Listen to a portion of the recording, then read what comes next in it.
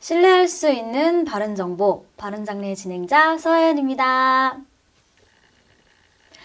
네, 오늘도 김태우 대표님, 이피디님 함께 해주셨습니다. 네, 안녕하세요. 안녕하세요. 네, 오늘은 장래 후 체크사항에 대해서 저희가 좀 이야기해 보려고 합니다.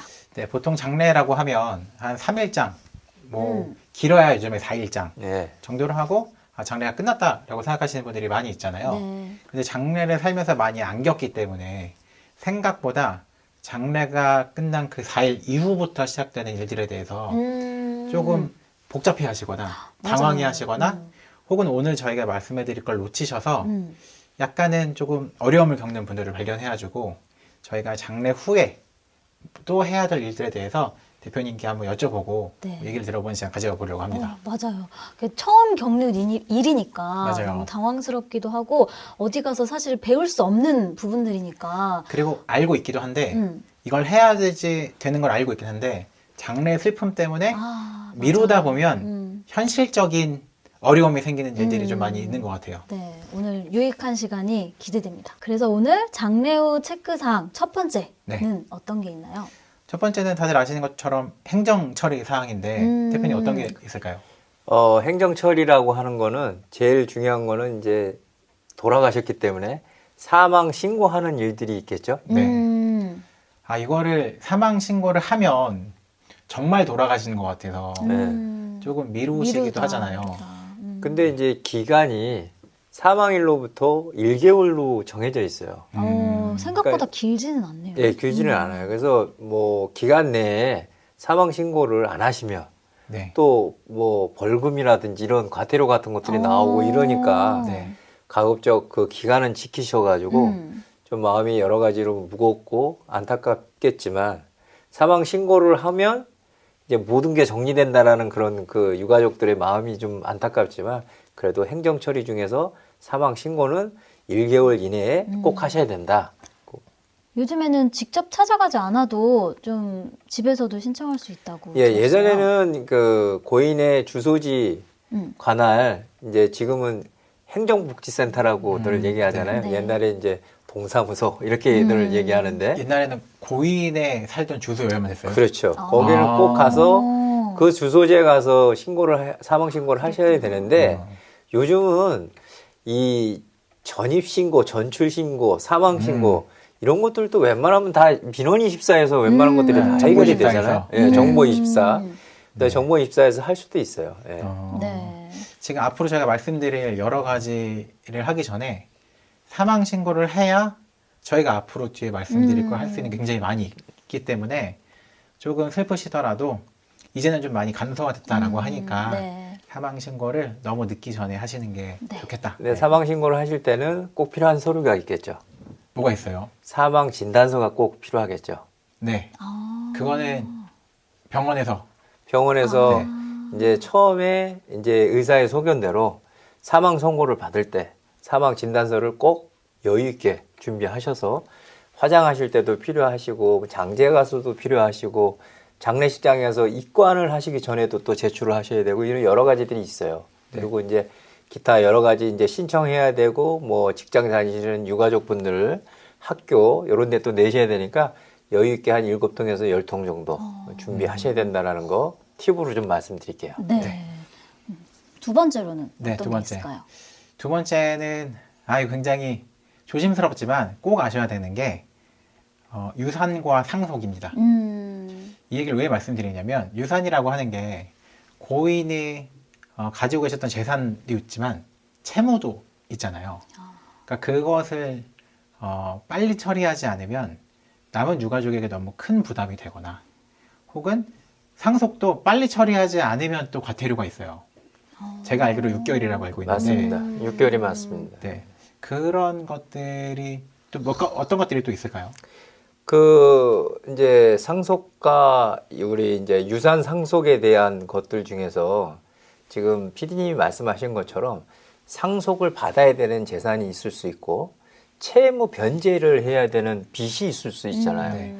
그런 것 때문에 상속을 받든지 아니면 상속을 포기하든지 아니면 한정 승인이라 해가지고 내가 잘 모르니까 가감으로 해서 뭐 법무사님이라든지 아니면 뭐 변호사님을 통해 가지고 요 세 가지 정도를 잘 알아보고 이거를 상속을 받을 거냐 아니면은 상속을 포기할 거냐 아니면 한정 승인할 거냐 따지는데 여기 이제 금융거래조회라든지 뭐 보험사라든지 예금 적금 이런 네. 것들이 이제 얼마나 있는지를 뭐 금융감독원 통해서도 알아볼 수도 있고 여러 가지 기타 금융권에서 알아볼 수는 있는데 보통 시간이 금융사마다 좀씩 틀려요. 한 3일에서 한 15일 정도 소요된다라는 걸 좀 알고 계시면 좋을 것 같아요. 제가 아는 분이 그 남매가 둘이셨는데 네.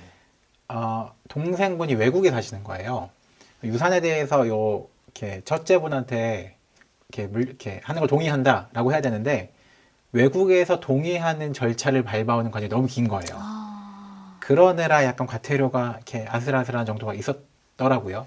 그러니까 대부분의 모든 상속 대상자 이렇게 상속을 받으실 분들이 동의하거나 뭐 협의해야 되거나 하는 것들이 있기 때문에 이것도 고인 돌아가신 다음에 상속을 논의하는 게 좀 예의가 아닌 것 같기도 하지만 또 이 세상에서 해야 될 것들이 있기 때문에 너무 늦기 전에 진행하셔야 된다. 그리고 이제 뭐 여러 가지 유족 연금이라든지 그다음에 뭐 자동차라든지 이런 여러 가지 자산들이 있으실 거잖아요. 그래서 제가 생각할 때는 여러분들께 굳이 여러분들이 그런 걸 일일이 알아보지 기관마다 알아보지 마시고 이 전문가의 도움을 좀 받으시는 게 법무사나 또는 변호사님께 부탁을 하셔서 일괄적으로 이런 것들을 꼼꼼하게 알아보시는 게 좀 좋겠다는 의견을 좀 드리겠습니다. 네, 너무 복잡해 말씀드린 게 예를 들면 네, 뭐 맞아요. 이렇게 주택에도 근저당 껴있는 주택이 있고 자동차도 근저당 잡혀있는 자동차가 있고 그러니까 저희가 다 말씀드리기 어려우니까 저희 전문 분야도 아니고 맞아요. 그러니까 전문가랑 문의하시는 게 좀 좋지 않겠나 싶습니다. 네. 그래서 장래 후 체크사항 두 번째로는 유산 상속에 대해서 저희가 좀 짚어봤고요. 세 번째로는 어떤 게 있을까요? 세 번째는 장제비라는 거를 좀 확인해 볼 필요 있어요. 저희 오늘 처음 들어봤어요. 장제비. 제가 그래도 대표님이랑 예. 바른장래 지금 몇 년째 하고 있고 장래 관련된 단어들은 다 어느 정도 좀 들어봤다고 생각했는데 장제비는 또 처음 들어봤어요. 혹시 그거 얘기 한번 들어보셨죠? 출산 장려금? 네. 그거는 뭐 요즘에 많이 들었죠. 많이 그렇죠. 그쵸. 그러니까 뭐냐면 지자체마다 어느 시 어느 구에서는 어느 분이 돌아가셨다. 이 지역에 사시던 분이. 네. 그러면 화장장이 없고 뭐 여러 가지 장래에 필요한 비용들을 지원해 주는 그 지원금 자체가 있는 거예요. 근데 이거는 율적이지 않죠. 출산 장려금도 맞아요. 젊은 우리 청년들이나 이제 그 신혼부부들을 많이 유치를 하기 위해서 금액적으로 좀 높이는 데들도 있고 지역별로. 지역별로. 네. 그렇기 때문에 그거는 물론 이제 뭐 부모님 한 분이 돌아가셔가지고 사망 신고를 거기 행정센터 가서 하실 때 안내를 받으시겠지만 그런 걸 뭐 저기 정부24에서 만약에 신청을 한다든지 이러면 잘 모르잖아요. 네, 맞아요. 그래서 그런 건 꼼꼼히 확인하셔서 뭐 화장 지원금이라든지 장례 지원금이라든지 이런 걸 장제비라 그러거든요. 네. 그래서 그런 걸 꼭 한번 확인하시는 게 좋겠습니다. 이런 거 좀 쑥스러워서 네. 못 물어보시거나 음. 그래도 부모님 돌아가셨는데 내가 이런 거 하지 마시고 네. 그래도 국가에서 이렇게 주는 복지니까 그렇죠. 그런 거는 잘 물어보시고 지자체에서 네, 네. 알아보시면 좋겠다. 예, 맞습니다. 장제비 예. 네, 알아봤고요. 또 네 번째로는 뭐가 있을까요? 네 번째로는 저번에 말씀드리긴 했지만 고인의 유품을 정리하는 게 그 장래 이후에 시작되는데 요거 전에 한번 말씀해 주시긴 했지만 한 번 더 말씀해 주시면 좋을 것 같아요. 예, 유품 중에는 뭐 평상시 쓰시던 물건들이나 아니면 옷들도 있을 수 있고 네. 또 예를 들어서 어떤 것들은 또 뭐 명품 그죠. 귀금속들도 있을 수 있고 그런데 어느 분은 아버님이 입으시던 옷을 약간 줄이거나 늘려서 또 의미 있게 또 입으시는 분들도 있어요. 근데 요즘 일본에서는 이 그 유품 정리사라는 직업군이 잘 만들어졌는데 우리나라에도 이 유품 정리하시는 업체들이 좀 있어요. 뭐 예를 들어서 한 분이 사시다가 그 집에 있는 가전제품이라든지 가구라든지 옷이라든지 이런 것들을 보시고 일정 금액을 주고 이거를 다 가져가시는 분들도 있고요. 아니면 이제 뭐 안에 이게 병사가 아니라 정말 고독사를 하셔가지고 오랫동안 자택에서 돌아가신 어떤 그 소독을 해야 된다든지 원상 복귀를 해야 된다든지 이런 거는 예, 전문가의 도움을 좀 받으시는 게 어떨까라고 생각을 해봅니다. 네. 그럼 말씀하신 대로 업체는 검색을 하셔서 예. 찾아보시되 우리가 그래도 조금 정리하지 않고 예. 기억하기 위해서 남겨둘 부분들을 좀 챙겨놓고 그렇죠. 나머지는 그것도 역시 업체를 알아보는 게 제일 낫긴 하겠네요. 그렇죠. 그 지역적으로 예, 검색을 해보시면 유품 정리 이렇게 하시면은 그 일들을 하시는 전문적으로 하시는 분들이 좀 있어요. 그러니까 그분들 도움을 좀 받으시면 좋을 것 같습니다. 예. 네, 그러면 장래 후 체크사항 마지막으로는 어떤 게 있을까요? 앞에는 우리가 좀 이걸 좀 해야 되는 행정적인 일들이었다면 마지막은 저희 바른장에서 굉장히 자주 얘기했던 꼭 하시면 좋겠다라는 건데 감사 인사입니다. 네. 감사 인사 같은 경우에는 옛날에는 전부 다 편지를 써서 우편으로 보내셨어요. 손편지로요. 와. 그러니까 뭐 손편지든 아니면 복사를 복사든. 하시든 이렇게 해가지고 청첩장도 대부분 원본을 우편으로 해서 초청을 하잖아요. 청첩을 네. 하잖아요. 그래서 이 장례 끝난 다음에도 꼭 우편으로 해가지고 편지를 보내셨거든요. 근데 요즘은 이제 핸드폰으로 간단하게 문자나 카카오톡이나 아니면 이미지로 감사 인사 이미지를 만들어서 편지 내용으로 해가지고 감사 편지를 보내시는 분들도 좀 많이 있으시더라고요. 네. 네. 이렇게 업체에서도 감사 인사까지 딱 보내주는 업체가 있더라고요. 부탁을 하시면 결혼도 마찬가지고 네. 이 장례도 같은 마찬가지로 하는데 대부분 결혼은 많이 이제 업체에다가 맡기는데요. 이 장례 이후에 이제 조문 오신 분들에 대한 거는 아직까지는 그렇게 많이 맡기거나 그러지는 않아요. 네.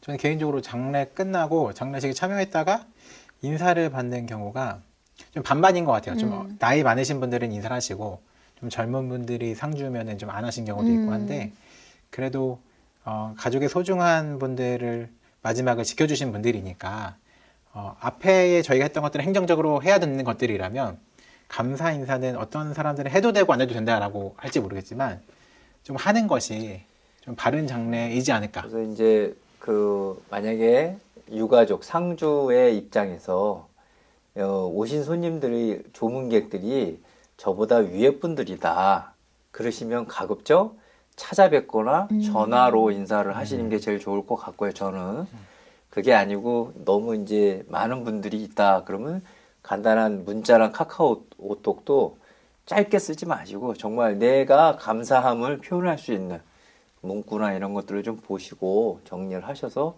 보내주시면 좋겠다라는 게 제 의견입니다. 네, 저희가 오늘은 장례 후 체크사항 5가지 알아봤는데요. 첫 번째로 행정정리, 그리고 두 번째로 유산상속, 그리고 세 번째로는 장제비, 네. 네 번째로는 유품 정리, 그리고 마지막으로 감사 감사 인사에 인사. 대해서 저희가 이야기 나눠봤습니다. 오늘도 유익한 시간 되셨기를 바라면서 다음에 또 저희 좋은 정보 들고 찾아오도록 하겠습니다. 함께해 주신 여러분들 감사합니다. 감사합니다. 고맙습니다.